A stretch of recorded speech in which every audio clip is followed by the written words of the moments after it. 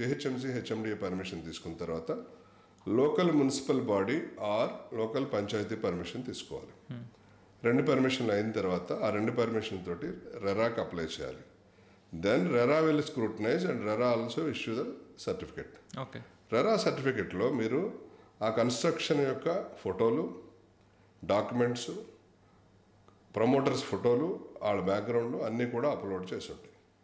So RERA permission ఉన్న HMDA local body RERA permission ఉన్న ఇల్లు మాత్రమే కొనుక్కోండి. మీకు చీకు చింత లేకుండా ఉంటుంది. ఈ సర్టిఫికేషన్తో పాటు బిల్డర్ క్రెడిబిలిటీ తెలుసుకుని ఇన్ టైంలో డెలివరీ చేస్తున్నారా లేదా, చెప్పిన స్పెసిఫికేషన్స్ తోటి ఇస్తున్నారా లేదా అనేది చూసుకోండి.